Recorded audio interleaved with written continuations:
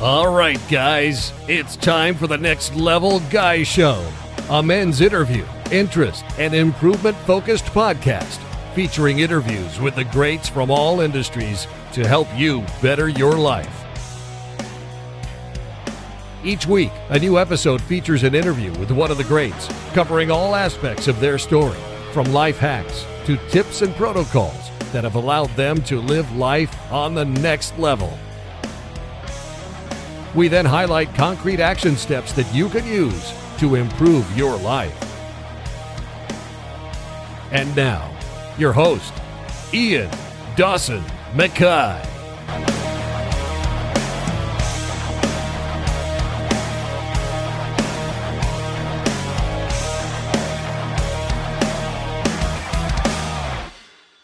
And today's guest is Dr. Mike Piekarski.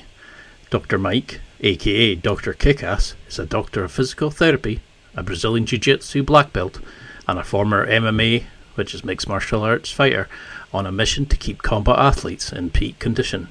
With first-hand experience in the demands of grappling, striking and fighting, Dr. Mike bridges the gap between rehab and performance, helping fighters recover smarter, train harder, and prevent injuries before they happen.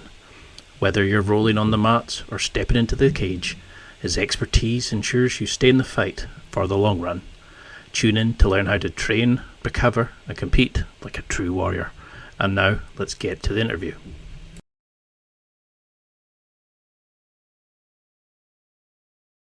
Well, thank you so much for coming on. It's an absolute honour. I've followed you on social media now for a while. But could you explain who you are and what you do?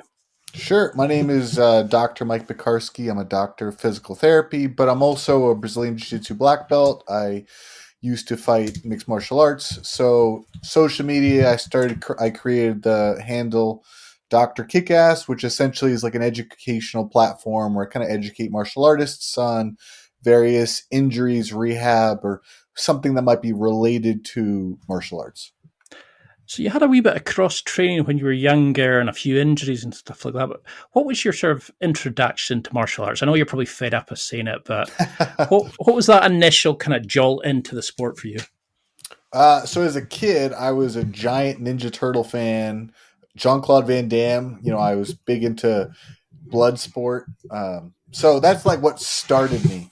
And then I kind of dabbled with like traditional martial arts, but like when I say dabbled, like I would do like 2 months of like karate or kung fu. And, so I didn't really get into martial arts until I got to college. And, the last martial art that I did, before when I was in high school was I did like 2 or 3 months of Japanese jiu-jitsu. And then I needed a knee surgery. So that took me out for about 3 years.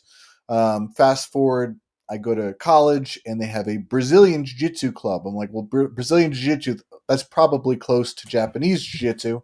And then after my first class, I was hooked. That's like me. I was humming and hawing about it, and then I went to one class, and before I knew it, I came out of it, and I was like, I don't know if I liked it. Get my blue belt about a year later. I was like, yeah, I think I did. But it's something else. It's another beast entirely, isn't it? Now, when you hurt your knee initially, was that your sort of first major injury? Was that your first kind of insight into kind of Sure. coming back and the rehabbing? So interestingly, so my knee injury had nothing to do with martial arts. I'm someone that has what's called a shallow trochlear groove. So the way my kneecap sits on the femur, it doesn't have like a good fit, so it slid out of place, right? So it's called a patellar subluxation. And then once it happens anytime a joint goes out of place, you're more prone to it happening again. So over a year or so, it happened several times. I attempted physical therapy. In hindsight, I don't think it was the physical therapy's fault. I think I was just like a 14-year-old kid where I like wasn't really super committed to rehab. Like I would go in and I would go do stuff, but I really wasn't like pushing myself. So then because it kept happening, I ended up having a surgery. And the surgery they called a lateral release, which they don't really do very much anymore because the outcomes now are fairly poor. But the idea is that they're trying to like disconnect some of the connective tissue, the retinaculum, patella. The idea is that if they kind of trim the lateral connection, there's going to be less of a pull, so it doesn't go out of place. The problem with that is, one, it doesn't really have a great outcome on reducing subluxations, but two, because of that, now my knee is a lot weaker because some of the quad muscle doesn't have the same attachment to the patella. So like even to this day, my injured quad is about like 50% the strength of my uninjured quad, and that was like over 20 years ago. Because it's quite interesting nowadays, isn't it? It's like with the typical healing modalities, it's just, stop doing it. Go put it, slab some ice on it. You know, there's not really that much of a kind of an interest in it. Did you kind of lean towards it? Because I heard you summarize your path into it when you found your career, when you're balancing between your martial arts training and your schoolwork. Sure. Was that the kind of lead into it that you realized that there is better ways of rehabbing and stuff? Because you say to a 14-year-old, "Oh, this will affect you when you're older." They don't care. You know, how did you kind of go into the combat athlete field of things, and how did you find that career path? So originally, I was fast forward. I'm competing in jiu-jitsu. I'm starting to have MMA fights. So I think when I was fighting, which was around 2011, and it might be, I don't know if it's different now, but the sport has grown. But generally that I would see that there was two types of people. There was people that were good enough athletes and they were skilled enough and they can get into the UFC.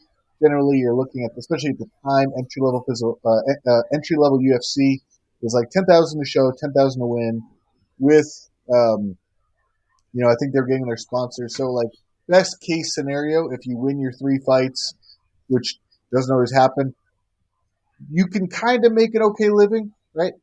But if you're not in the UFC fighting for that, like what I would see, there was these guys that would be like outside the UFC and they're kind of like fighting for peanuts. They're taking short notice fights or taking fights injured because they just need to get a better record. And I was like, I don't think I'm as good of an athlete as I need to be to make a career of this. Like, obviously, I was good enough to win, but not necessarily to like make a career out of it. So I was kind of thinking about, like, do I want to be a personal trainer? Because I was thinking maybe I would open a Brazilian Jiu-Jitsu gym. But the problem is at the time I was living in upstate New York, and it really wasn't, in my opinion, a desirable place to kind of like set my roots where I would. Because like once you open a gym, you're not leaving, right? I mean, you can, but just put all that work in. So I was like, maybe if I was a personal trainer, I could do that on the side while I try to grow a gym. And then especially at the time, I didn't have the temperament to be a personal trainer, because to be a personal trainer, you're a salesman, right? And I was not that guy. So then I looked into physical therapy, and I was like, well, I don't really want to go back to school. And I was trying to apply to be a physical therapy assistant. And I don't know if this is a thing where you're from, but in the U.S., it's an associate's level degree. You need a license. I didn't know that. So I'm applying for jobs, and someone's like, hey, you need to be licensed for this. So I was like, okay. So I was observing to see if, maybe I would want to get my associates in this. So I'm observing. And then the people, I was observing a physical therapist. Are like, look, if you already have a bachelor's degree, which I did, so like, you might as well just go and get the doctor. I was like, yeah, but I don't really want to go back to school for 3 years and accumulate all this debt. But the problem is if, let's say I was a physical therapy assistant, it's a 2-year associates and there's no bridge program. And as a physical therapy assistant, you kind of have to like do what you're told. And I realized I don't really like following rules, so I kind of want to do my own thing. So that was kind of what motivated me to go to physical therapy. I actually didn't plan on somehow combining physical therapy and martial arts. It was something I thought that the fields were close enough that I would be interested, and I would actually be interested in studying. And it wasn't until I started practicing that I realized that I could maybe make a living working like with this specific population. Because that was my kind of understanding when I went to rehab. It was just like it was the same exercises over and over again. There was no individuality. There was no kind of focus on, well, what are you going to do? Or really even looked at my height compared to the next guy. It was all kind of the same lateral raises, the same this, the same that. What's your opinion then on the current way of doing it? Because athletes say, "Oh, it hurts when I do this," and they say, "Well, don't do that." But if that's your sport, like throwing a punch, you can't stop throwing a punch if your shoulder's sore. You've got to find a workaround. And I think you're the first person I found that actually looked at the body, the physiology, the kind of fixes from a combat sort of sport. Sure. Do you find that that's a problem nowadays? Is that a lot of medical things are more just about just keeping you moving and alive rather than actually, able to do the sport or the lifestyle you want? Absolutely. I mean, yeah, the answer is if it hurts, don't do it. In my opinion, that's a very lazy, incomplete answer. Partly this is based on the medical field, which is like it's insurance based. Like insurance really doesn't care if you're getting back to jiu-jitsu, boxing, etc. They're just like, do you not have pain? So that's why the medical model is kind of focused more on, okay, well, let's kind of manage pain. Let's make you feel better. We'll give you some type of cortisone injection and get it calmed down. But again, in my opinion, that's a very lazy way to approach it, because if you tell any athlete, hey, like, don't do this, what they're going to do is they're going to ignore you. And I think that's why the jiu-jitsu community or the combat sports community, for the most part, is very distrustful of the medical system, because they go see you also have to consider too, a primary care physician, they're a jack of all trades, right? They're really good at a lot of things, but they're not really great at anything. Like their job, if you're a primary care, is to get you to somebody who knows more than them, right? So they know a little bit about musculoskeletal, but that's not their thing. So they're like, okay, well, I go into primary care. I knew I had an injury. I knew what it was. But I wanted to get an image to confirm, and it was like pulling teeth. Like they have to do their assessment, and they're doing it terribly wrong. At the end, they're like, oh, I think you have a knee sprain. And it was like, no, that is not it at all. Like I had a bit of cartilage that was floating around in my knee. So I needed the image to confirm that it was there, because you need surgery to take it out. Like there is, and they're like, I think it's a knee sprain. I'm like, no, that's not it whatsoever. Like the way that they were doing the test was wrong. So I think if you're an athlete, you should be going to an orthopedic physician or a sports physical therapist who really understands the sport, who could help you. Because again, like for me, like I understand jiu-jitsu, understand combat sports. It hurts when I throw a punch. Well, let's kind of work on this, because I mean, obviously there could be a joint problem, which is true, but there also could be a skill problem. And even though I don't always want to tell someone you can't do this, a better response is, I want you to avoid this movement, but these are the movements you can do. So now there's going to be a little bit more buy-in. So do you think then that a lot of people, it's almost on us as much as the practitioner, because we won't be lazy. We want to just take the general advice in men's health or the general warm-up or the program that we see that there are some, Billy Joe's selling, that even though it's something about our health that will keep us alive, we're lazy in our senses.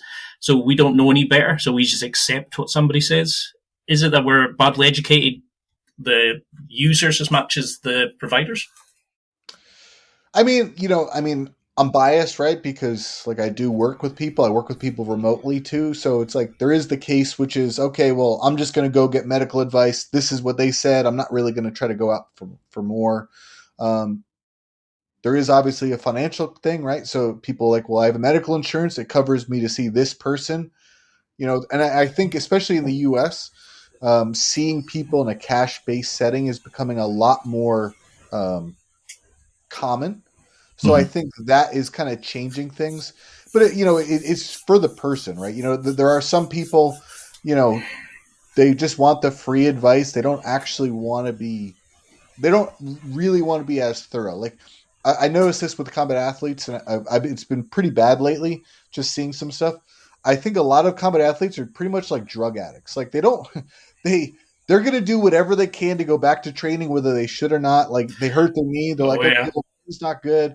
I'm just going to put a knee brace on, and it makes me feel better. So all they're really doing is they're putting that knee brace on, which is giving them false security that they can go back to training, when in reality that's not the case. And they're just more putting themselves at risk of re-injure themselves or making it worse. I can remember rolling with a guy, and I think I went for an arm bar, and his arm popped I think it was at the forearm, and it was an old injury, and it kept doing it. And he said, "Oh no, it's fine, it's fine." I said, "Just go sit out, we'll finish the round here." And he stuck it in his belt and carried on rolling. And I kept saying to him, just stop. It's obviously, we don't want to damage it. And he was out for about 2 months after. And it was just that ego was leading him. Do you think that's where guys go wrong? We come to you when something's truly fucked up rather than when it's on its way. Because I think you had something where you said you'd rather see it when it's an itis, not when it's an actual proper complex oxus. Are guys idiots and we wait to that point where it's hanging off to come to see you?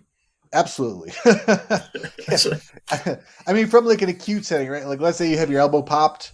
Like, if I can address that early, it's so much easier to manage, right? But the problem is people don't. They're like, okay, well, I have an elbow injury for 5 years. And like, so at this point, it's going to be so much harder to deal with because, so the elbow is the most commonly injured joint in competition, primarily especially in Jiu-Jitsu, particularly from not tapping to an arm bar. So the most common limitation that I see among grapplers is they can't straighten their elbow anymore because they've had their elbow traumatized so many times because they're not tapping to arm bars, so they've lost that range of motion. And obviously what happens first, you're kind of stretching the joint capsule, you're traumatizing the ligament. But if you keep doing it over and over and over again, now what you're actually starting to do is you're actually creating physiological changes to the bone. And then people start to develop these bone spurs, these bony osteophytes that get lodged in the elbow. So if you wait that long, that is now a surgery thing. Like, there's no amount of rehab. There's literally these chunks of bone in the joint that you have to take out.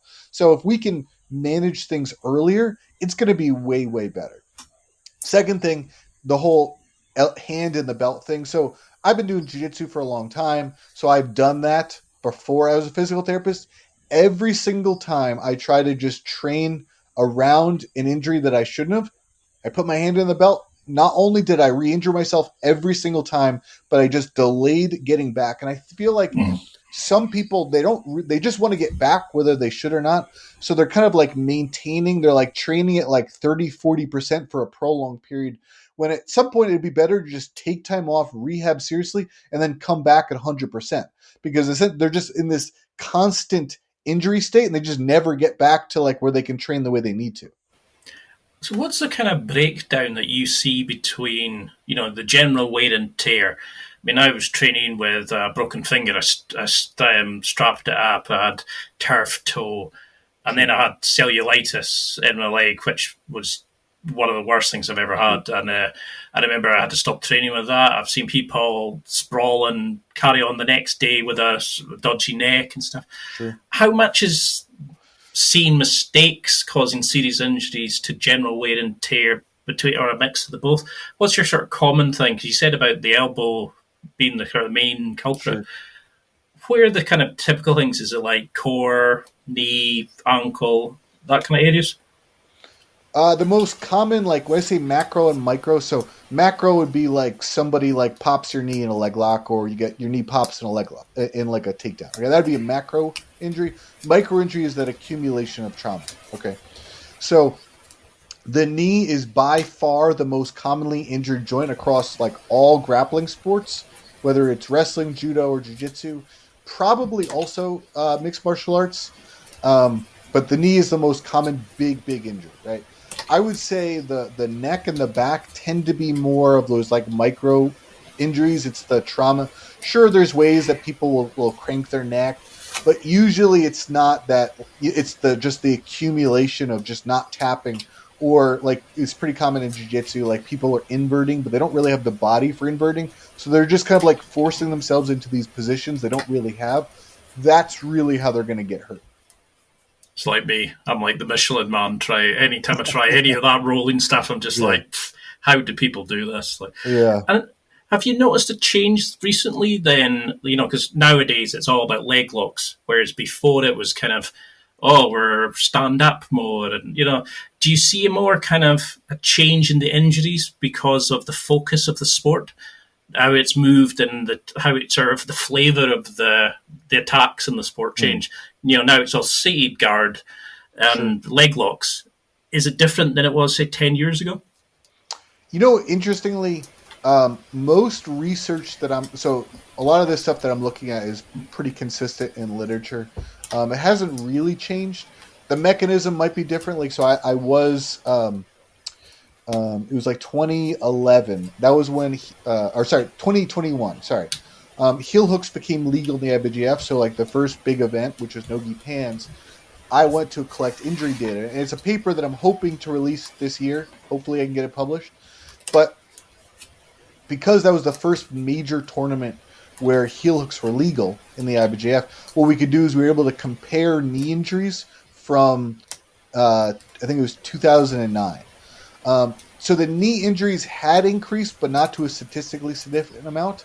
However, the knee injuries where heel hooks were legal, if you compare like an adult versus masters, went up like 12 times. It was a pretty crazy jump from how many times people got injured in the divisions where heel hooks were legal. So how much of this is like a badge of honor? Is it like that you expect to see the black belt with the taped fingers that when they take them off, they look like, like some scarecrow, that the guy can hobbles in and he just sits and he's got amazing pressure because he can't move. Sure. So he does pressure passing rather than all the other flow stuff. Why do guys see it as a badge of honor that, oh yeah, I used to bench such and such, but my shoulders now. I used to score 5 touchdowns like Al Bundy in Married with Kids, but my knee's blown now. Why do we see that as a kind of a badge rather than you've given up your life because you never got an injury fixed, do you think?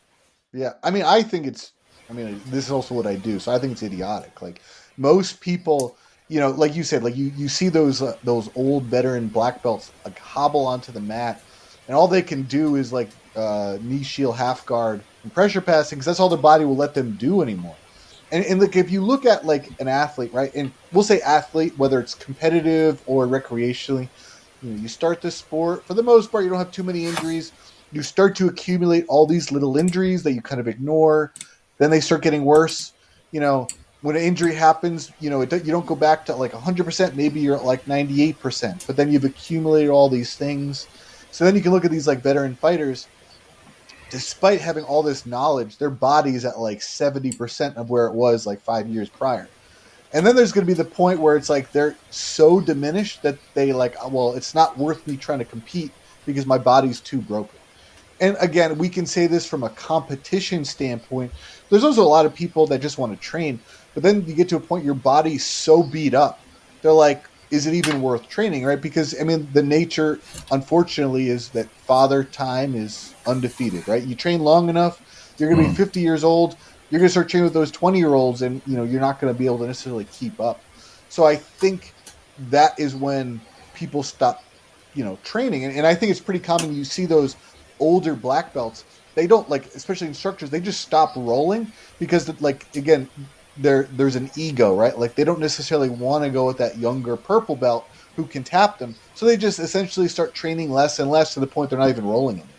So I think it's very idiotic. Like, I would like to be like Helio Gracie. Granted, he wasn't like rolling with like pro MMA fighters, but he was doing some portion of jiu-jitsu up until his 80s or 90s. And I think that longevity is what people need to see and do. Yeah, I've had a few coaches like that where they'll tell you it's because they want to observe from the side for promotions, but fine well it's because they just don't want to take a chance of getting tapped by the interesting spazzing, shall we say, of some athletes. I've worked with people where they've ripped an arm on a girl and severely hurt her, and then he's put his hand up looking for his next partner. And he had to be asked to leave. I've trained with people who are almost too afraid to make a move because they don't want to hurt people. There's a whole range of different kind of athletes and attitudes in jiu-jitsu. But is it that we're also affected by our bad postures, like kind of the head bowing, always looking at our phones, our bad postures, the way we're sitting? What are like our standard movement patterns that we should be able to do? Because a lot of people could barely get their legs over their head. Sure. If they start, a lot of people can barely squat down. Or what are kind of basic movement patterns that everybody should reasonably be expected to do if you're fit and healthy? So I guess that's an interesting question. So the way that I define joint health, and it's not things that people are going to be able to reproduce from this video, but essentially is I want a joint to be able to move in every degree of freedom it can without pain and compensation. And the range of motion quantity is going to be based on what you need to be doing. Meaning, so you take the shoulder moves in every degree of freedom, means it goes in the sagittal plane, in the frontal plane, and then the rotational plane. So I have to make sure it can do that. A lot of times when people were doing that, they're trying to rotate their shoulder and they're getting compensation somewhere else, which essentially means that they are unable to do that, right? So we already know it gives us an idea. Maybe they're not doing it because they've never done it and they've just that their shoulders lost that capacity. Maybe it hurts because they have an injury. There's some people, like that's pretty common with people who have a lot of, maybe they do a lot of yoga, they do a lot of stretching, but they don't have great control. They don't have great body control. So their joints can move really well, but they can't control themselves, right? So that's how I would look at it. From a movement, the way that I break it down would be there's several movement milestones that I use with my athletes as I'm returning them to sport for a combat art. So for me, one of the first ones is, can someone do a full deep kneel? Can you kneel, right? It's like sitting in closed guard. So if someone has an injury or they have an arthritic knee and they can't do that, that's going to be a problem. If someone tries to sweep you back, you're going to hurt your knee. Next is I want to make sure someone has a deep squat, right? Because you're going to be doing a lot of Jiu-Jitsu. You need to be in those deep positions where you're passing. And if you think about it, a combat base is kind of the combination of a deep squat on one side and a kneel on the other, right? So those are some like basic movements that I want to do for like the lower extremity. For the upper extremity, I want to make sure that people can like do essentially like a single arm plank, right? So because I have to make sure that if, let's say, I'm passing or if I'm trying to maintain top position, someone bumps me, I can make sure that I can catch myself, versus if I can't support myself with one arm and someone bumps me, you know, I'm going to hurt my wrist, my elbow, my shoulder. For the spine, you know, you don't have to be an inverter to be good at jiu-jitsu. Like inversion and Granby's, that's obviously based on your style. But I do want to make sure that people have the ability to create like a spine rock. So can you rock up and down? You know, your feet don't have to go all the way down to the ground, but I want to make sure that your back can create this rigid wheel. That's how I know that it's going to be safe for jiu-jitsu. It's really hard not to start taking notes, because Yeah. I love how deep diving that you do in all the, like every one of your posts, every one of your videos. It's always kind of like there's so much to take from it. There's that scene in the Terminator, I think it's number 2, where Sarah Connor says to the Terminator, "You've got files on the human anatomy," and he says yes, and she says, "Oh, because it makes you a better killer." Yeah. Do you think it makes you better at jiu-jitsu, that you understand that if I come this way, if I pull the arm that way, you understand the body? So if we understood I can't speak today, the setup of the body a bit more, it'd make us more efficient in submissions and stuff like that? Yeah, absolutely. Like, so I remember when I was in physical therapy school, one of the first classes you take is kinesiology. So kinesiology is the study of human movement. And one of the biggest takeaway is that every sweep and every takedown is going to be based on understanding balance, meaning that your center of mass, which is usually around your belly button, and then your legs are your base of support, right? Anytime you can move the center of mass outside of the base of support, they are now off balance, right? Yeah. So every takedown, every throw means that you have to move their center of mass. They're off balance. Then what people are going to do is their response is either a step, like they step to alter their base of support, or if it's on the ground, they reach, right? Because that's the point, right? So now your next step is to block the step or reach. And if you think like that, that's every takedown and every sweep, right? Boiled it down. Make them off balance, block their step or reach response. And if you do that, you essentially succeed. From a joint lock perspective, I would say before physical therapy, before I went to physical therapy school, I was terrified of heel hooks. Essentially, I was at a point where I would just lock the heel, and I just said, okay, I'm not going to apply pressure because if I do, their leg's going to explode. And then I remember I I was in a tournament, I'm trying to footlock people, and they just didn't tap, right? Because I had really poor breaking mechanics. And then it wasn't until I was finishing physical therapy school and I went to a Gary Tonin seminar, and that's when things clicked, because that's when the topic of breaking mechanics for a heel hook really like set in on me. And I'll be honest, you kind of have to try a little bit to try to break somebody's leg. Obviously, you shouldn't be doing that in training. Competition's a different beast. But once I had a better understanding of the way that the knee moves, it absolutely enhanced my ability for breaking mechanics for like a heel hook or even an arm bar. Because traditional, you're thinking like when you do an arm bar, right? You want thumb up, because if they're thumb up, that means their elbow's down. So when you apply pressure, right, you can hyperextend the elbow.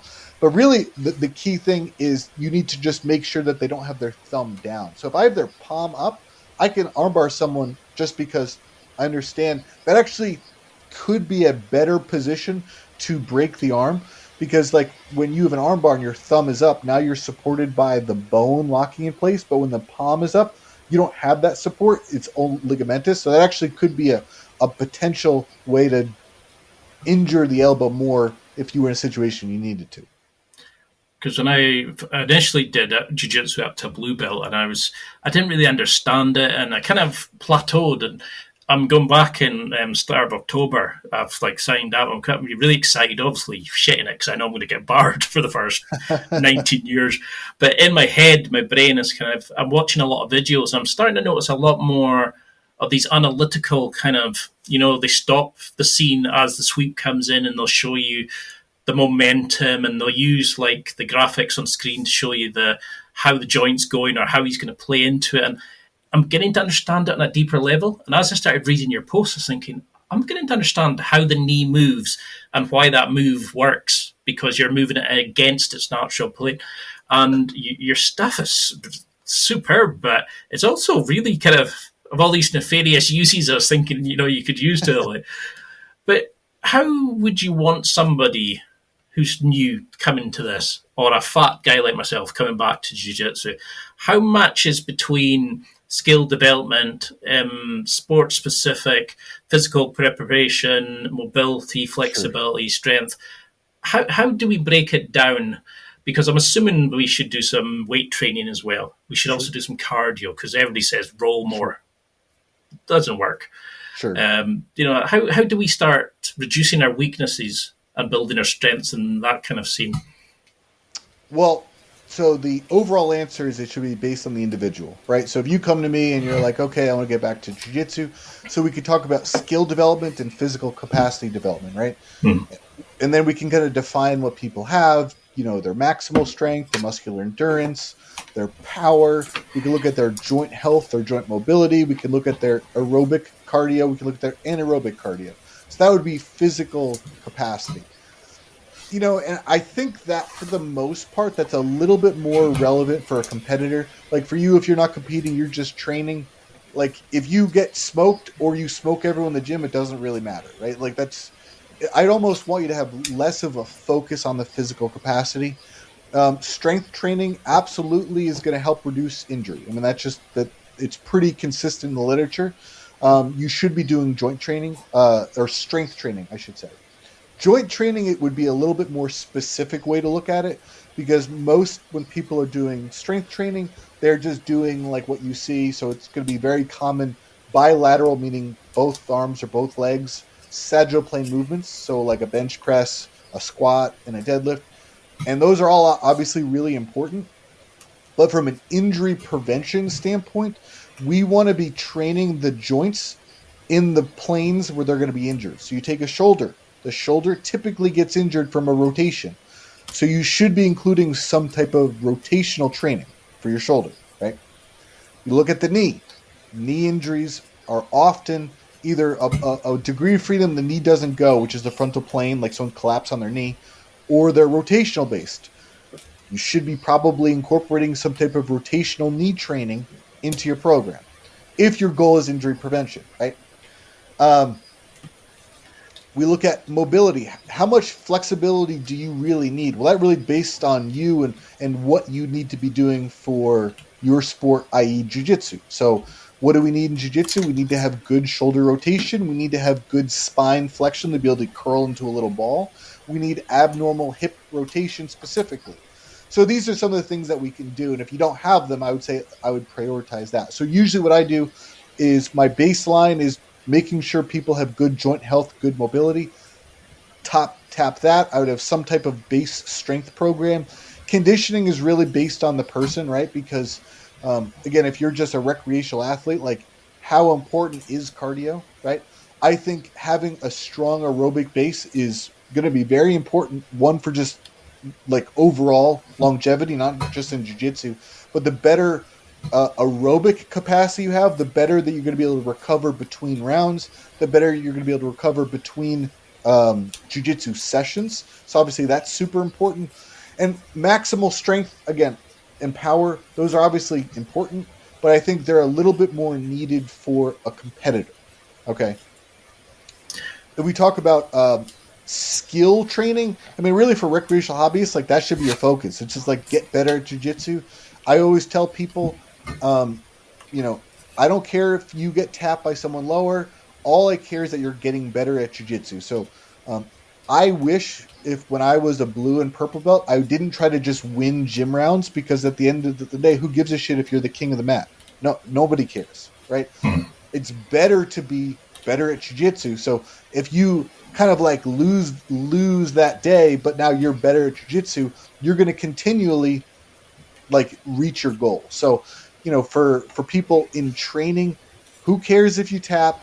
You should be focusing on skill building. Don't try to do ego building just by beating people in the gym. I mean, is that why you think that, like, maybe people are told to go as hard as possible in the gym? It's just a stupid way of training. The guys that go balls to the wall and they end up blowing out and hurting. Because, I mean, I can't remember when I first seen it, but they were on about, strengthening your tendons or, like, stabilizing them and working in your body. And I used to always think, okay, what's the best exercises for stabilizing the body? But like you're saying, it's all kind of unique to the person, because there's no point being super able to defend in a certain method if your body can't handle a certain excess, push on an extra range of motion, and it immediately hurts. So you're dictated by your body. But do you hate that question of what's the best exercises to pick because it's so unique to the person and their history? No, I mean, people just might not like the answer, because that's my answer, is it's person specific. So I can't give them the answer, So I don't. As long as they're okay with my answer, then I'm okay with the question. Because it probably comes down to, like we're saying before, it's that the laziness approach of like, okay, just give me a general answer. Just say, here's a program to go work, and I don't, you've given me your 45 quid. I don't care if it works or not. Yeah. I mean, how would you want somebody to start building up this endurance, this work capacity? Because I used to think I could power lift, I could throw deadlifts around. I was the man. I used to think I was the ball, belly big bollocks, as the Scots say. But as soon as I came to jiu-jitsu, I couldn't get my legs over my head. I was out of breath just after a 5-minute round. It's a completely different beast. How do we build up to a level of work capacity so we're not injuring ourselves just turning up in the mat? I think some of it is also the way that you approach training. So don't get me wrong. Like, people are listening to this and like I can train hard. I've competed in mixed martial arts. I still, I've competed at black belt level. So like I'm still going after it. But when you're training, your job is not to be a better athlete than your opponent. Your goal is to try to make them a less athletic than you. So a lot of training is going to be based on obviously being efficient with movements, because you can think there's some people that have a cardio deficiency, like literally they just have a poor cardio. But then there's some people that are just very inefficient with their movements. That's why, like, white belt versus black belt, there's actually a lot of black belts that have like really piss poor cardio, but they're so efficient you would never know. So when I'm training, like, I'm trying to be as efficient as I can. I want to use as little energy as possible to accomplish whatever my task is, whether it's a takedown, a sweep, submission, whatever it is.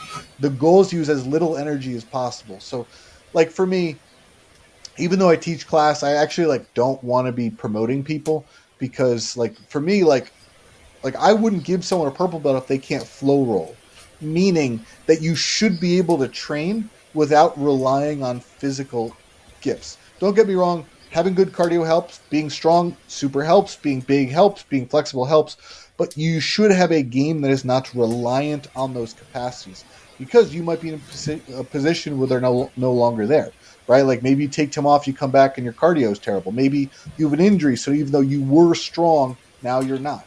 So ultimately, you want to have a game that's independent of physical traits.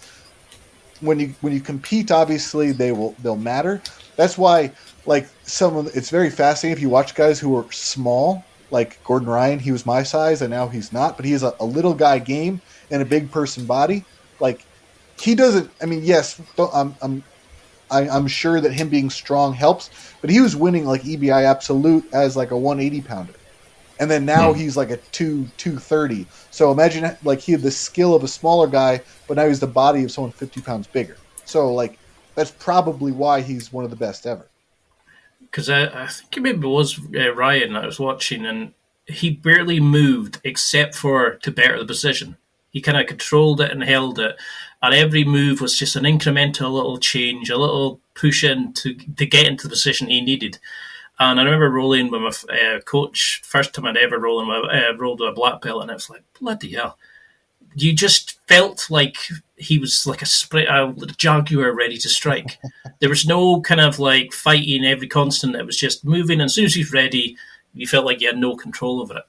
How would you start analysing somebody that came to you? You know, how do you look for the energy leaks, the dodgy rotation, the whatever it is? How do you start giving them that individual plan to break it down?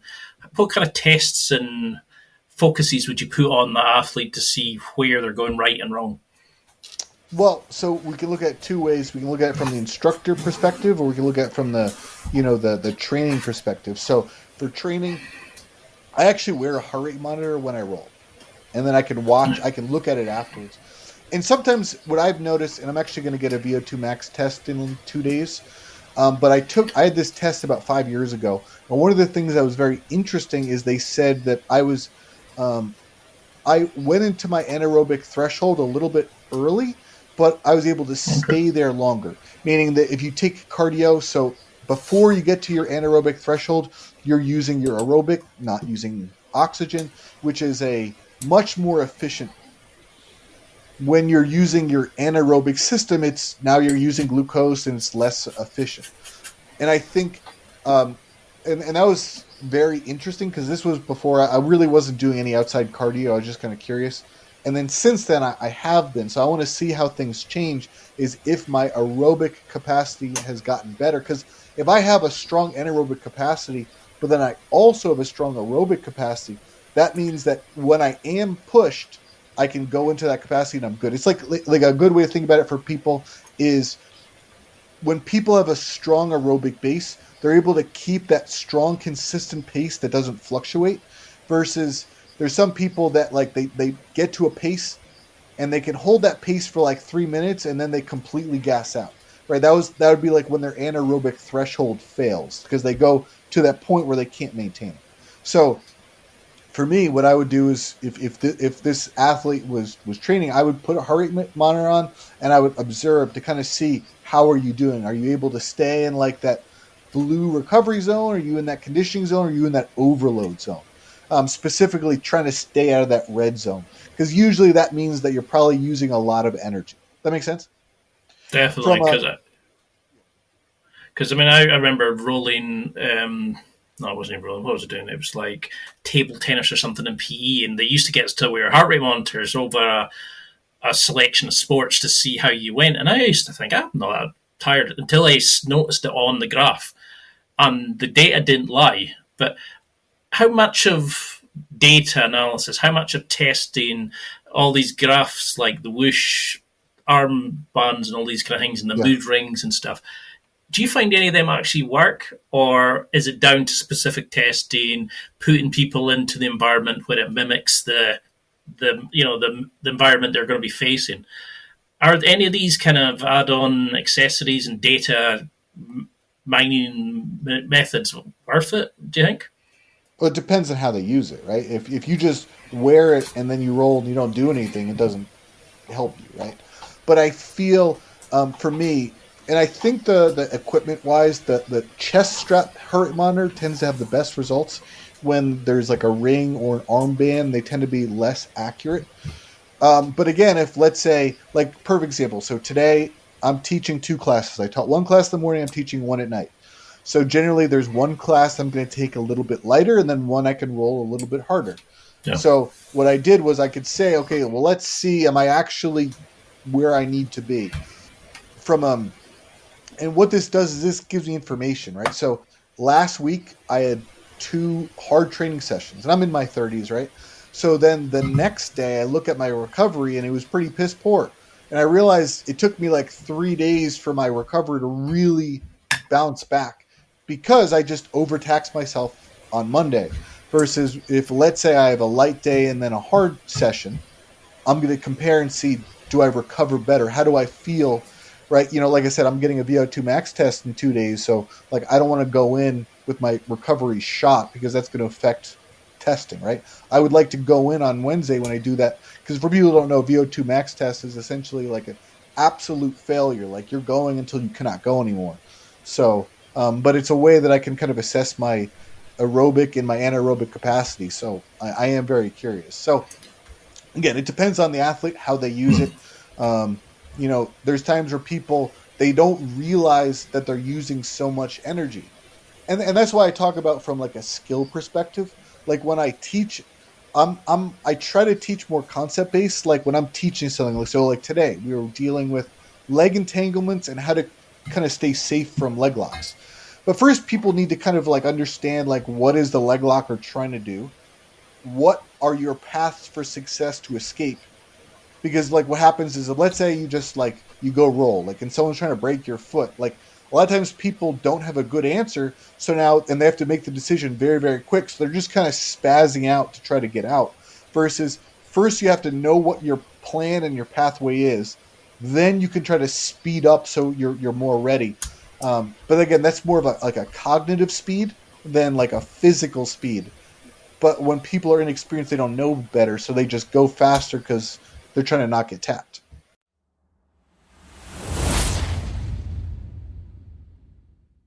It's time for a quick break. There are millions of potential products to buy, so how do you know which ones are worth your hard-earned money? Simple. You go to nextlevelguy.com/affiliates and explore those that will transform and improve your life. You'll find deals, listener exclusives, and special offers with some great companies. Recommendations are 100% honest and only on items Ian has tried or believes in. The companies showcased will make you a better man in all areas of your life. Simply go to nextlevelguy.com/affiliates and level up.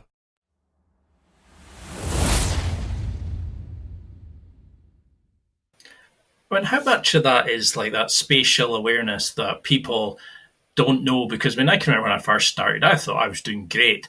And then when you'd watch a video that your professor would record, and it'd be like, oh, I didn't realize my arm was rolling out there. You know, how much of it is, can we learn to train so you understand yourself as components rather than a body?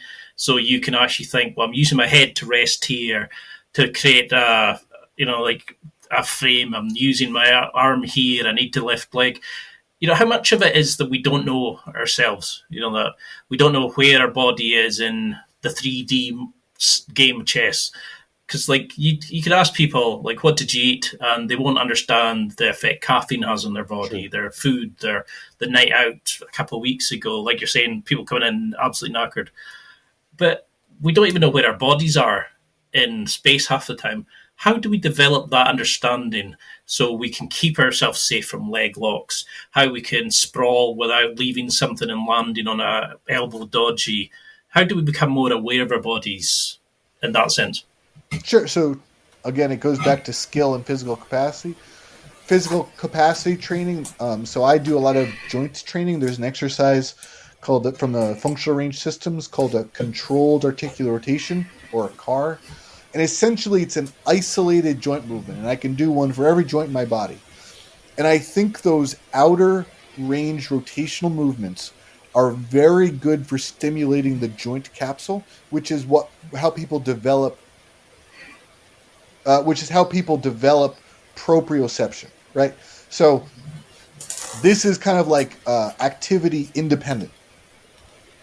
Then we could talk about sport. So as there's a beginner, and there's a study by, I think it was Bernstein. So essentially, like when you learn a sport, and this is really easy if you've ever seen people who do like striking art. So like you're showing someone how to throw a punch, and they look kind of like a Tin Man, like everything, because like everything's super tight, and they just kind of like throw just their arm. And then as they start to develop, they start to loosen up degrees, meaning that let's say they're punching, people don't know any better, so they just tighten every joint in their body. Well, we know from a striking perspective, the tighter you are, it's actually going to slow you down. So then as people get better, they start to release some of those joints. So then you look at a good striker, and essentially their punch looks like a whip. Like it's super fast. They're rotating their foot, their hip, their knee. They're rotating their torso. So essentially, it's a very fluid movement. But that's, I think, a skill development where as people learn the movement, they learn how to kind of relax. That's why it's very fascinating when you watch two beginners train in the gi, because people don't know any better. So they just get their two grips and they just kind of like do this like 6-minute isometric contraction and nothing happens. That's why I'd almost argue, and I'm not being like super, it's just more of a philosophical question than being like a hard about it. I actually would argue that training no-gi might be better for a beginner, just because I want to teach someone to learn how to control the body without the gi. And then I also want to make sure that when you add the gi, there's just other constraints to worry about. You're just adding things. Like when I watch beginners, they don't know any better. They just grab the gi and they don't really know what they're doing. They're just holding onto the gi. When it's like you should be using your feet and your legs to like maintain guard, push them away. Obviously, you could argue one way or the other. It's just kind of like an interesting thing to think about. It makes a lot of sense because when I first started, it was a lot of gi. I only did no gi and about a couple of months into it, and suddenly not having the fail safes like you would always be looking for, and you'd be like, "Oh, I don't know if I can control somebody." And people say, "Oh, well, they would always be wearing a jacket. They'd always be whatever," but you kind of think maybe you should be doing like a mix of the two. Sure. And talking of clothing and that, most people sitting there just now going, it's okay, I wear straps. I've got my knee thing on, I've got my knee sleeves, I've got my elbow pads. Does any of this really work to a point of just, I know it probably loosens up and heats up the joint to get a bit more flexible and mobile Sure. and stuff. What point is it more of a prehab versus rehab? How much are these useful? The literature is pretty consistent that strength and conditioning proper rehab is by far the most important thing. Like it's not even comparable. Like if your knee is compromised, no brace is really going to make a big difference. Like you should, if you are a serious athlete and you want to do combat sports and you have an injury, rehab, have a good strength and conditioning program. So I've done, because I've been getting into these, people see that I've been very frustrated with like the anaconda brace, which is like a very, despite how good or how bad the brace is, the company is a very unethical way of marketing, and I feel like they're reliant on those jiu-jitsu like drug addicts who like they just want anything to get back on the mats. Oh, I'll wear a brace, it'll be good.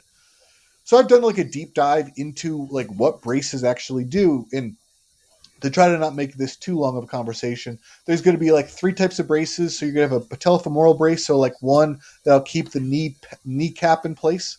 Then we can have what's called a functional brace, which is going to be those ones with like a very thick metal hinge, which you can't actually train with. But you might see like people like doing football or soccer, like they might wear those, right? Those functional braces. And then what you can see in jiu-jitsu most classically is going to be those prophylactic brace, which is like those Velcro braces where they wrap up. So research is pretty consistent. The functional brace you can't train with might reduce MCL strain by like 30%, but that's about it. You can't actually wear that. Those prophylactic braces you can wear in jiu-jitsu don't actually give you any physical stability benefit. So if you had an MCL strain, it doesn't actually help you. There is some theory that the brace does enhance that joint sense you talked about, those proprioception. There was one study that I don't think really matters. It's like, how well can you, this one sense is like, we move your leg in one way, can you reproduce it? I don't think that's super relevant. There was a different study that looked at two different movements. It was like a jump and a pivot, where they'd found that people with a brace would have a little bit better rotational control, which we know that the mechanisms of injury are rotational. However, if you look in jiu-jitsu or combat sports in general, almost every knee brace that I can think about, or knee injury, is going to be a contact injury, meaning someone falls on your leg or they forcefully twist. Non-contact injuries, they do happen. And, I think that happened to Calvin Cater like a year and a half ago. That's a little bit more common in like field sports. So like soccer, football, where people are doing those quick pivots and turn. In jiu-jitsu, you're not really seeing them as those the contact injuries.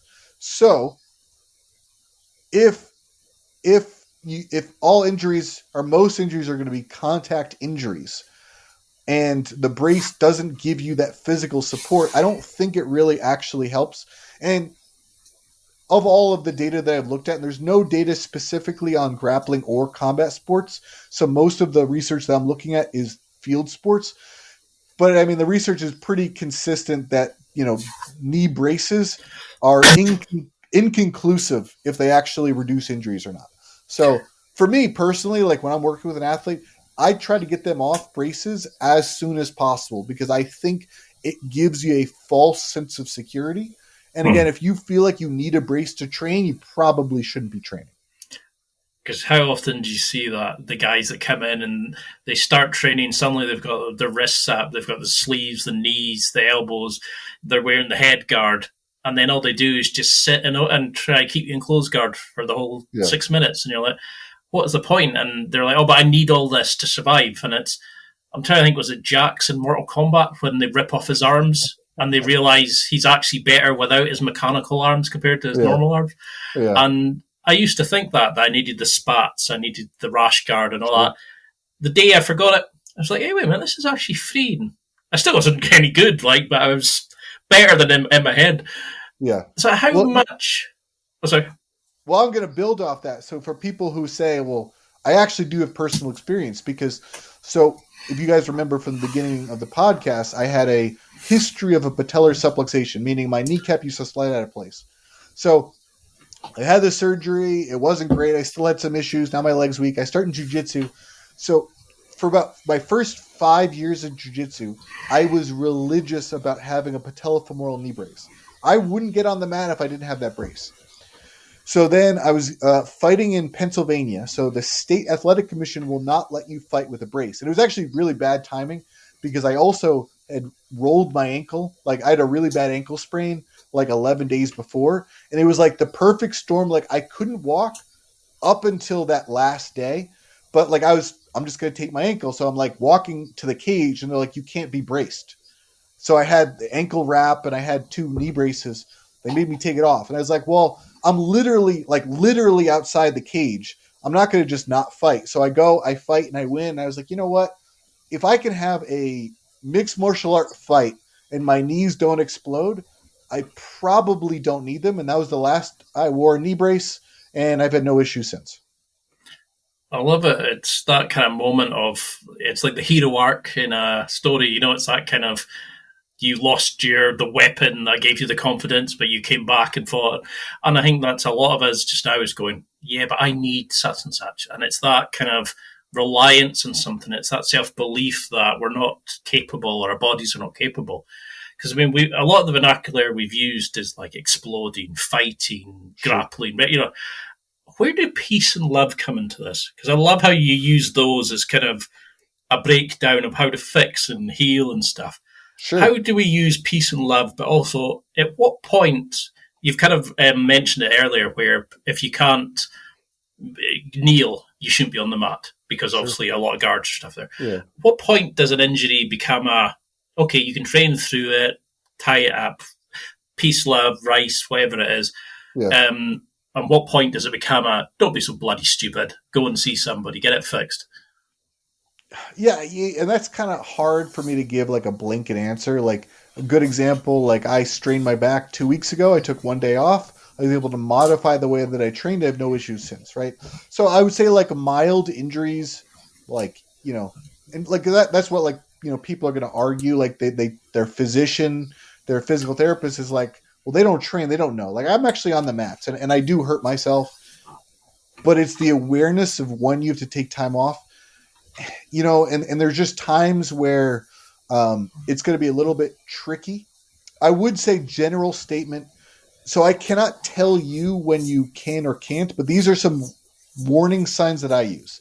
So if you're having like resting pain, like you hurt your knee and like your knee is like aching before you even get to jiu-jitsu, you probably shouldn't be training, right? Resting pain means you have an active inflammatory process. Like you should be calming that down. You should at minimum have no resting pain. If let's say, like your knee's unstable, like you feel like your knee's wobbly and you don't trust it, I wouldn't be training. I would go see a physician, right? Because that could be a ligament or a meniscus issue. Unable to walk, that's an important one. And the reason why I say that is you'd think, you can't walk, you shouldn't be on the mat.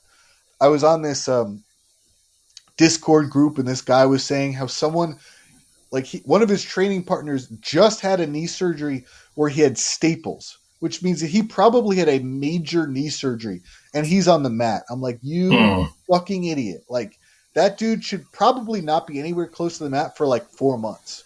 And not only is the knee not able to take any stress, but just the infection risk. Like after a major surgery, like they don't even want you to go into a pool for 4 weeks because of the infection rate. And you're going to go on a jiu-jitsu, like a dirty jiu-jitsu mat. Like, come on. Like central. Yeah. Yeah. Oh. So there's some stuff that you would think would be common sense, but it's just not common sense. So I'll say it anyway.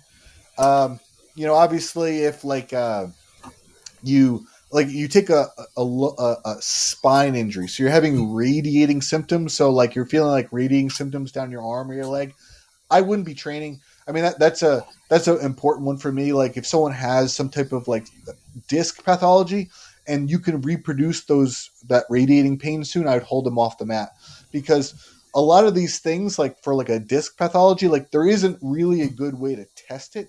But if I can't reproduce it, then I hope that the disc is at this point no longer pressing on the nerve. If I can reproduce that, because in jiu-jitsu you have to think, now I'm a black belt, right? I can try to pretend like no one's going to put me in danger, but that's just not true. Like the nature of jiu-jitsu is someone's going to put me in a position whether I want to or not, might be by accident. So I could say, I will avoid this, but you just don't know what's going to happen. So for me, I would want to make sure that I cannot reproduce those symptoms before I get them on the mat. It probably goes back to like the ego thing, doesn't it? It's like, because I broke cartilage in my knee years ago. But it's not a technical term, but I remember coming back and being in agony and terrified of my knee going in certain places. And it took me ages to get back into football, soccer and that. And I thought of coming back with staples in my knee. Oh, just... Yeah. It's just terrifying. Yeah. And how much of that, though, then, is people not understanding how to come back from an injury? Because I know it's a difficult question, but what are the stages of an injury? And then how much do we use love, like peace, sure, injury planning, toughening the joint, sure, building back into coming to training? Or is it so unique to the individual that it's difficult to answer? So the way that I break an injury down to the acute phase, like your knee just popped. It's swollen and it hurts. Then we have the subacute phase. Your resting pains calm down, but you still have activity pain, meaning you do certain movements. That still hurts.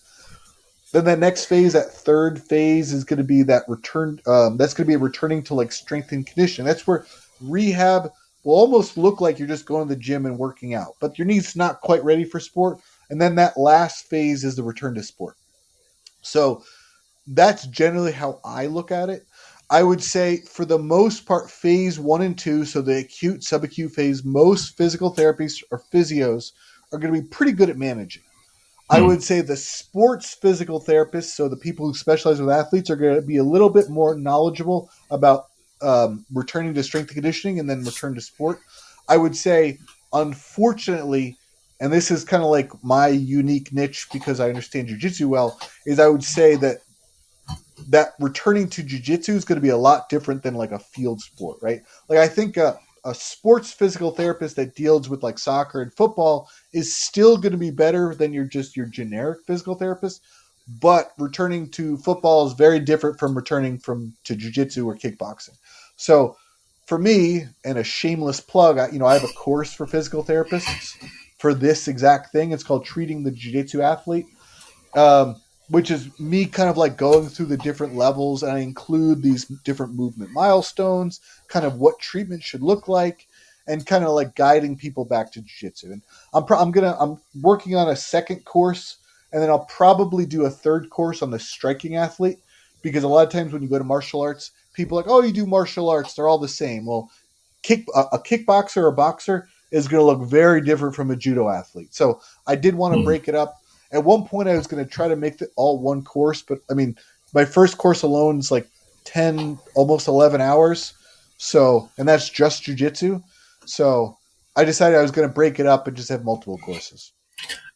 I mean, so before we go on, what is peace and love in terms of injury rehab? But if you were to look at those things. Sure. So the acronym PEACE, the first one, so this is more of like an acute management. So you just hurt your knee. What do you do? So the first thing you want to do is protect it. So when people look at RICE, they would say rest. And the idea is that a lot of people are really stupid. So they're like, well, I don't really know what you're going to do. So let's just rest so you stop irritating the injury. But protect is a little bit more specific. So it doesn't have to be do nothing. It's just don't injure the already injured area. Then we can look at the E for peace, which is going to be elevate. Obviously, someone has an active inflammatory process. We want to reduce the accumulation of inflammation. So then there's the A, which is a lot of people don't realize this, but you actually want to avoid anti-inflammatories. And the reason why is because if someone has an injury, the initial inflammatory process is the beginning to the healing cascade. So if you blunt that initial inflammation, you're actually slowing down healing. The problem with swelling isn't the initial inflammatory process, it's the accumulation of swelling. So you want the inflammation to start, you just don't want it to hang out, which is where the elevation goes, or the next for peace would be compression. My favorite method of dealing with a swelling is a compression. So even though I don't like knee braces, I really like knee compression sleeves to combat that. I find them very, very helpful. And then I think the last one, E, is education, which is obviously you can translate like all these other things, and this might be, actual physio. And then we can look at love, which is the L is, I believe, load management. So people don't realize that, like, you go in and you have an injury, right? We're like, well, I want to get rid of the pain. Pain is not really my goal. My goal is I want to restore that previously injured joint to its pre-injury level of resilience. And probably I want it to be better because if it already got injured, so your pre-injury level is already not good enough. So how do we accomplish this? Well, this is appropriate loading. This could be something like a light isometric. This could be a heavy deadlift. It just depends on where you are in that spectrum, but we do want to appropriately load the injury. I think the O is optimism. So a lot of times you're an injured athlete and they say, okay, I want you to take time off. Well, that sucks. And we know that right after an injury, these athletes are going to have a lot of like sadness and depression, which is going to really unmotivate them. So you really want to be optimistic. V would be that vascularization, which is obviously want to increase blood flow, which is exercise. I forget what the last E is. It might be educate again. I'll have to double check. But In short, that's what the peace and love acronym stands for. And how much of an education does the user need to understand? Because you'll have people who will sit there and say, okay, I'm going to go to the gym, I'm going to do some rehab, I'm going to do some, I don't know, like dumbbell lateral raises for this, I'm going to use, I don't know, like a certain machine for my knees and stuff. But when we come to like the core, does the core exist in terms of an actual thing? Because is it not a group of muscles and you should be treating it in different rotational patterns and different stresses? Or can we think of the core as one piece of the puzzle, so to speak?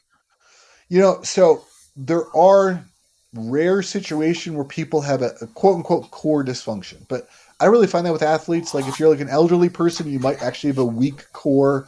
I was working with this guy and he had a spine surgery, and he had a back brace, and he wore it. He had to wear it for 6 weeks, but he wore it for 4 weeks longer than he's supposed to. So it was like 10 weeks. So because he essentially didn't move his spine for 10 weeks, his core became so weak. I like honestly wasn't ready for it. Like I just didn't anticipate because it happens so infrequently. I would say for like a combat athlete, it's not that they have a weak core. It's more of an integration problem. Meaning, like, let's say you throw a punch. So what's supposed to happen when you throw a punch is you push off the ground with your feet. The energy travels from your feet. Then your trunk needs to be rigid enough to not bleed energy. And then you can transfer the energy from your foot to your hand where you can actually hit your target, right? So I don't necessarily think it's that the core is weak. It's just, are you integrating the movement pattern appropriately to actually transfer as much energy as possible? Does that make sense? Definitely. Because how much, like, as you start coming back into that, and you start working with somebody like yourself and you start getting healthy, how much do we then continue that going forward? Because I know in like Muay Thai, for example, they used to say about kicking bamboo trees to damage the shins, so they would heal up harder, so Sure. you wouldn't feel it. You kill off the nerves in your legs, kind of thing. How much of this applies to jiu-jitsu? I know it's sort of individual, but how much do we need to think, okay, well, I need to keep my rehab in, I need to keep my prehab in, I need to have mobility? Or how often do you see guys just go straight back in and come back out injured straight away? Yeah. Well, you have to think that your body is like always in this constant state of homeostasis, meaning that if you stress your body appropriately, it will adapt the way that you're looking for, hopefully positively. If you continually stress it and you don't allow that adaptation to take place, like you overtrain, well, now because you're not letting the adaptation happen, it's going to respond negatively. Same thing is if you don't stress your body is going to adapt negatively because it's not getting that stress. So that's what a good strength and conditioning program should be, which is, there are people that will graduate from rehab to strength and conditioning, which is hopefully that strength and conditioning program will be enough stress to maintain your body for your sport. The key thing is the appropriate amount of stress, right? Because when I'm developing a strength and conditioning program for an athlete, I want to stress them as little as possible to get whatever my adaptation is. Meaning, if let's say, you can lift like 100 kilos and you'll get strong, but you're like, but I want to lift 150.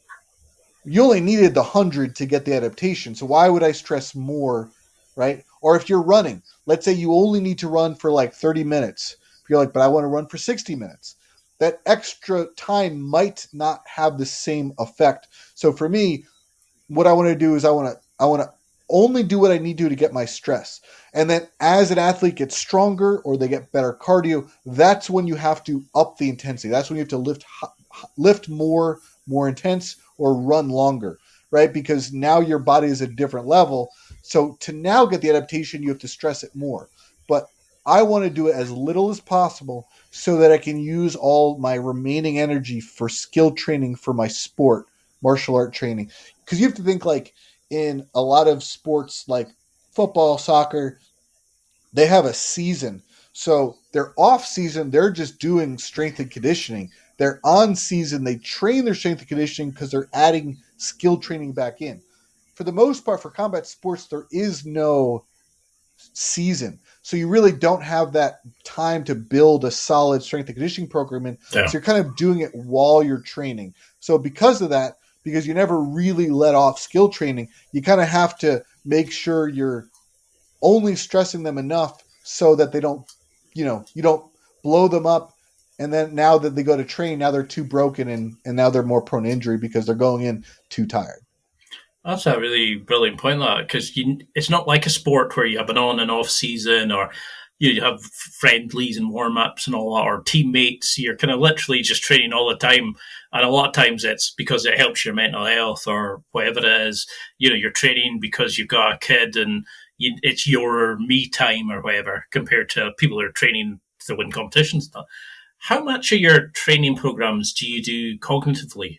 How much do you work with a person to have a smarter approach to training, to stop comparing themselves, to approach training with longevity in mind, rather than I'm going to just take everybody on because I'm taking it as a slight to my masculinity? Sure. How much do you go, well, you want to be on the mats for another 50 years? Sure. Do this instead of that. How much do you work on, I want to say it's like the stupidity of the man, because I know I would fight every role to try and win. Now I'll go back, I will try to better every role, regardless how much I tap. But at the start, I would have fought you on every single fight. But now I'm like, my brain is working. How much do you work with that person to mature them? Yeah, it depends on the person, obviously. So like with some of my students that come to my class, I work with a lot of college kids, so they're that like young age. So, a lot of stuff like in my jiu-jitsu class, I'm really kind of focusing. I kind of preach, hey, skill building's our goal. And I always tell people like I'll tap, and people will see me tap, but that doesn't mean I can't go hard. And they've seen me go hard with people. Like I'll roll with, brown or black belts that will weigh me by 80 pounds and I can do just fine. So this, the key thing that I show there is like, so where I train, I'm the smallest black belt, but I can roll with every single, even if the brown or black belt outweighs me by like 100 pounds, I can still have no problem rolling with them. So I think, by showing this, like, look, I'm not just like making shit up. Like what I'm doing is working, obviously. Even though I have physical capacity, this guy who's like, 280 is way stronger than me. So if I just try to outmuscle him, I'm going to lose, right? I need that technique. From a client perspective, because again, even though I have several different jobs, because I teach jiu-jitsu, but I also work with people remotely for like strength conditioning, and then I work with like in-person people for physical therapy. So it depends on the person. So those people deal with injury, obviously I kind of have to say, like, I'm giving them a game plan on how to get back. For the remote client who might be more of like a competitor, it depends on them. Like as we're feeding, I can kind of see like, are they the younger guy who I kind of need to like calm down, or because there are a lot of people that I work with that are going to be those master athletes that get it. It's usually the younger people that I kind of have to kind of roll them, like rein them in a little bit and say, hey, like, look, this is what we got to do to stay in this sport for a long time. Because it's the number of young guys I remember rolling with. They would come in and they would fight you on absolutely everything, and they knew you knew more technique, but they would seem to fight thinking that they could come out and they would always like try to bench press you off, giving the arm, or they would like give the neck, and really silly stuff. Once you learn a bit of technique, and thinking back, I was terrible when mind you, I'm probably not much better now. How much is time is a reasonable amount of time to start changing? Like say we come and see you, we put a plan in place. Sure. How long is a reasonable thing to start seeing some improvement or some increase or fix, or however you want to describe it?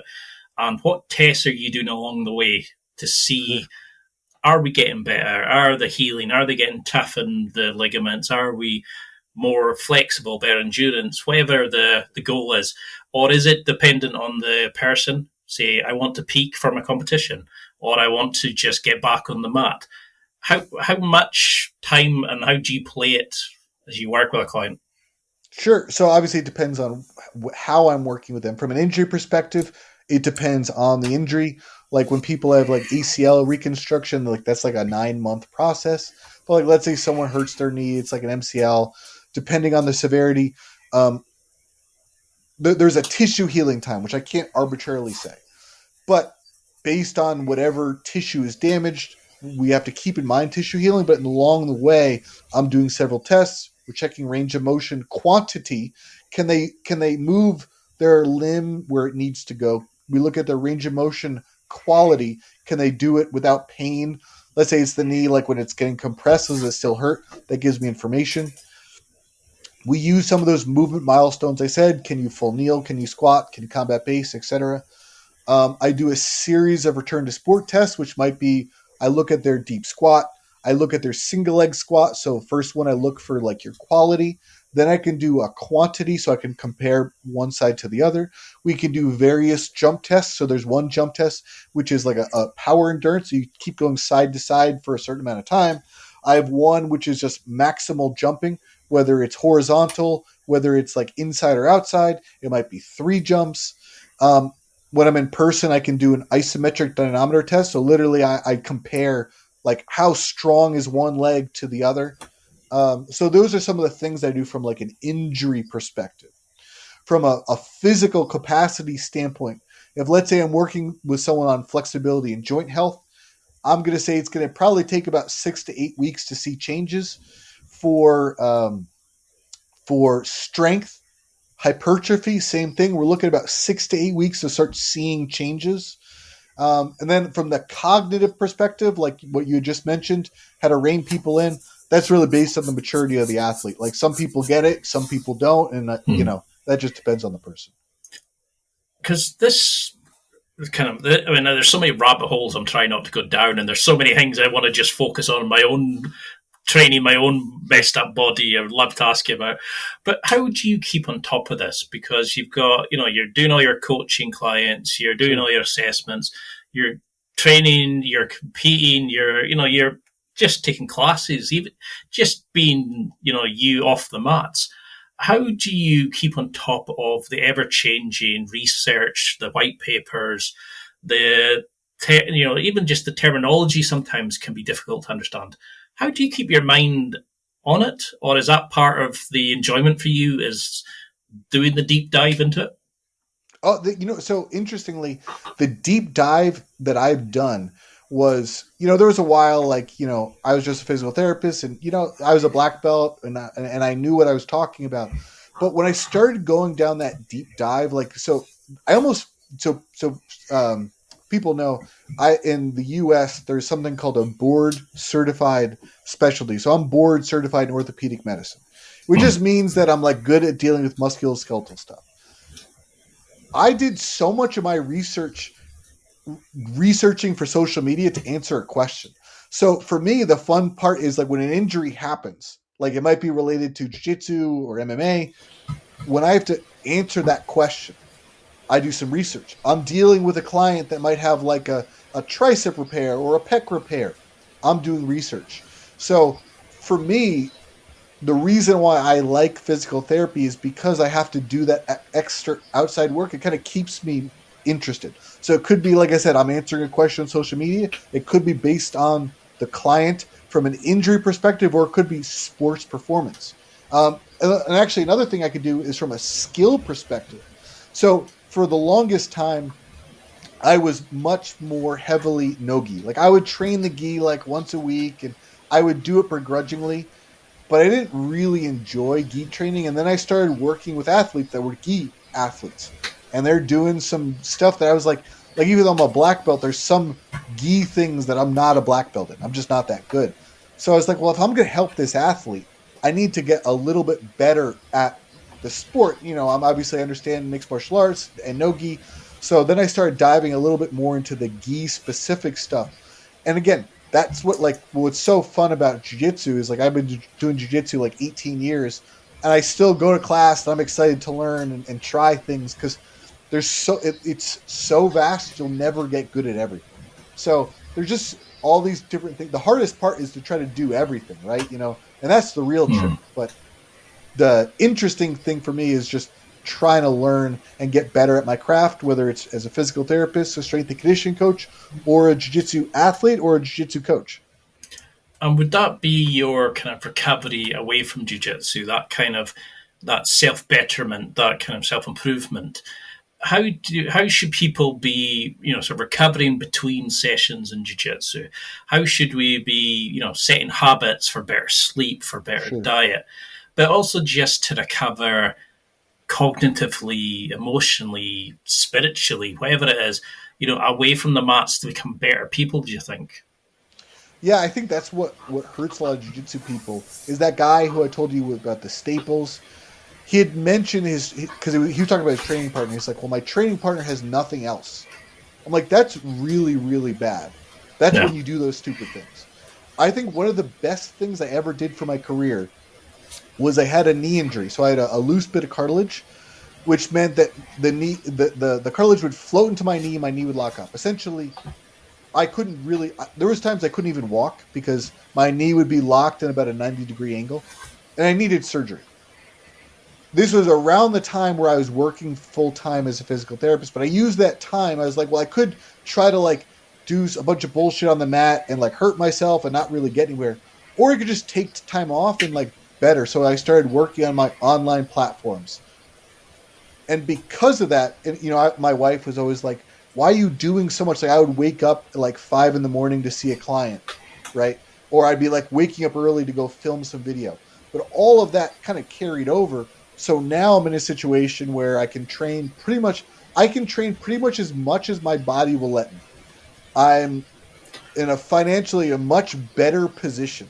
I enjoy what I do in a much better spot because I did something else. So I do think it from a mental cognitive situation, it is good for athletes to have a side hobby, something that they can do aside from jiu-jitsu. So when that injury happens, it's not like they're completely lost. Yeah, I think that would probably be, I don't know if I quite answered your question, but. Because I'm trying to think who said it, that it was something like have 3 hobbies. One that made you money, one that was physical, that allowed you to exert your energies out, and one that was scratching your creative itch.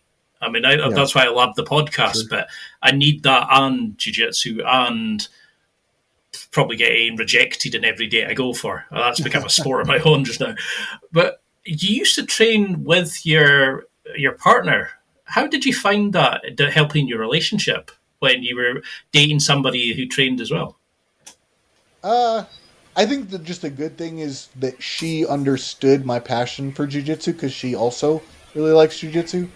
From a skill development perspective, it's actually been super helpful just because I'm a black belt, she's not, I'm bigger than her. So a lot of times I get to just try things out. And if my wife taps me out, I don't care. It's not oh man, this little woman's going to tap me. I don't care. So for me, it allows me to work on things that I wouldn't be working on with other people. I can work on late stage escapes. So from a skill perspective, it's really good. From a skill perspective from her, it's beneficial because I can help her and I can show her things. She does get frustrated with me. But then again, because it's a passion, she understands that. So, it's not oh, I have to go to jiu-jitsu. She gets it, So I think overall it's good. But, again, there's things that we do outside of jiu-jitsu as well, which is just good for a healthy relationship. It's trying to explain. I remember one of my exes, and she was like, "What do you mean you get dressed in pajamas and roll with sweaty men?" Honestly. Yeah, it's difficult to see unless you get into. It's like a cult unless you get into it. Kind of thing. How often do you get asked things like, "What's a secret sauce supplement?" Are you asking for the latest mushroom, the latest lion's mane, the latest whatever it is? Do we always want the sneaky? There must be a little supplement you can give us as a. Yeah. I'm not a big supplement guy. I keep it super simple. Creatine, fish oil, I just keep it super simple. I think a lot of times these secret supplements, if anything sounds too good to be true, it probably is. Like when you like CBD, like it cures everything. I'm like, that's a load of shit. Like it doesn't. Yeah. But I think for me as a someone who's an academic, like what is the research saying? You do have to consider too. A lot of time research is behind. So like people talk about peptides. Peptides might do stuff. It just right now there's just not enough data for me to like endorse them. Like not only do we not know like what tissue is going to respond well, we don't know the longitudinal studies, like what are the negative repercussions. There's some evidence that it might like enhance tumors. A lot of times with something like peptides. Now I have seen, now you're in the UK, so I work with an athlete who was prescribed peptides by his physician. And I think if you are going to do it, you should be working with a physician. A lot of times, especially in the US, like people get like a black market supplement from a peptides like meant for horses. I'm like, dude, like, what are you doing? Like, so the best that I can is I look at what research says, and I look at I'll talk to medical professionals because something like stem cells, PRP, they've been used for the last like 15 years, but only now is it starting to see evidence of support, just because research is always going to be behind. So you can kind of see, but again, I would trust what the physicians are saying, not like what your buddy in the gym who's just taking some black market supplement saying. Because it's quite amazing just now how many people will take what a presidential candidate says as gospel, how much like their latest celebrity they'll start taking something, no idea if it'll counteract with any medicines or anything like that. It's just because it's the damn thing. If Taylor Swift says it, they need to do it, or if so and so says it. What would you want the evolution of your brand to be? Because you keep everything you hit seems to just be knocked out of the park. You're doing all these great programs. How do you want to build, or are you just happy doing as you are, kind of exploring and putting out your own findings to help yourself learn and understand and help your clients? What do you want to do in the future?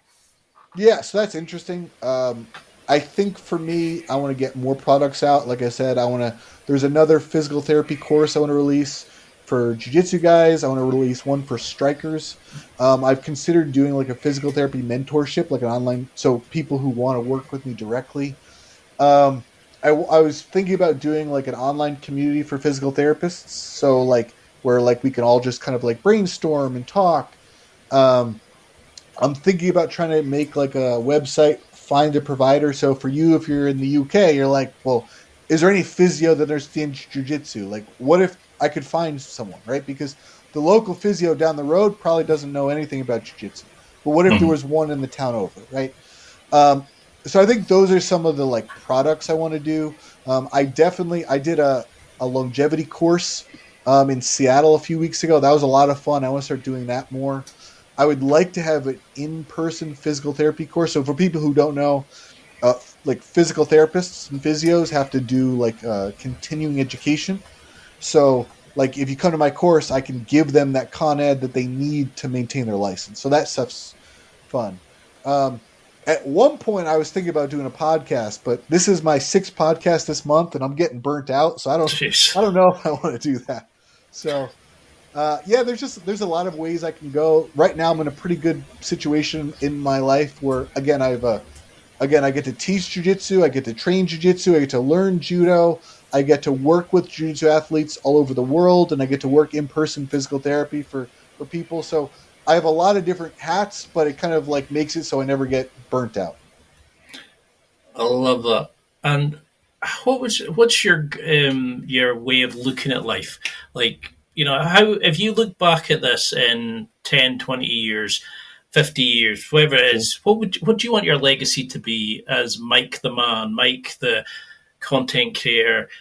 How much do you think of like memento mori about dying and your legacy? Or are you just enjoying the ride in life? Because a lot of guys just now we don't know what we want from life, and suddenly you're 80 and go, fuck, what happened? What do you want your legacy to be? From a personal perspective, I just would like to experience things, travel. Me and my wife, we're in a situation now where we can travel, so it's like go see other parts of the world. I think just experiencing traveling and doing like that is just a way that you just need stuff to look forward to. From a professional standpoint, I think if I can kind of somehow make these combat athletes, these jiu-jitsu athletes, less of these like bonehead muscle, these just people being idiots. I think if I can change the culture, I think that I would say that like my effort in social media was successful. Just kind of make them less idiots about injury. Like let's focus on longevity. Let's not be a moron. That should be the tagline for a lot of jiu-jitsu gyms. I mean, I know we've gone way over our time. I'm really sorry for using up so much of your time, but you're such a joy to speak to. It feels like 10 minutes, and there's so many rabbit holes I'd love to go down and do future ones and bring other people on as well. But what do you want people to take from this? How can we summarize this? Is there something we can do? Is there a challenge? Is there a remembrance of a focus that you want people listening to this who are going into jiu-jitsu, maybe a fat, sweaty guy like myself, somebody who's taken it up as a completely newbie? How can we approach jiu-jitsu and use the teachings from this podcast to better ourselves in jiu-jitsu and in life? I would say the point of class is skill building, not ego building. So get better at jiu-jitsu. That doesn't mean you have to be winning every roll. I would say tap. I mean, I tap. I'm a black belt. I'll tap to people. I don't care. When I stopped caring about tapping is when I noticed a lot of improvement with my jiu-jitsu. Like, who cares? Like, I think Gary Tonin was saying something like he might be going in a training session. He might tap like 20 times. Now, it could be an exaggeration, but it could be he's rolling with the killers of New Wave. But like you take someone like Gary Tonin, who's like one of the best black belts in the world, and he's tapping 20 times in a session. If you're a purple belt, like what do you care? Like it doesn't matter, right? So tap. You have an injury, address it early. Don't let it become this chronic thing that now in 10 years you're going to need surgery to address. I would say those are some key things you can take away from this podcast that really anyone who does combat sports or interested will benefit from. Love it. And until we can get another one in the books and really kind of go down into each of these sort of pockets, how can we follow along? How can we find out about these training courses? Because I'm assuming that you should be doing TED Talks, books. You're one of the few people that could actually fix people before they get completely fucked up. How can we follow along in this amazing journey you're on? Yeah, I would say the best way is Instagram. My handle is Dr._Kickass. And in my bio, I have all of my courses. If people want to work with me remotely or contact me for any type of, that'll be the best way to contact me.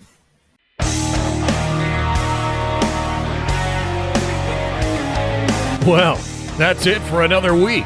And thank you for listening.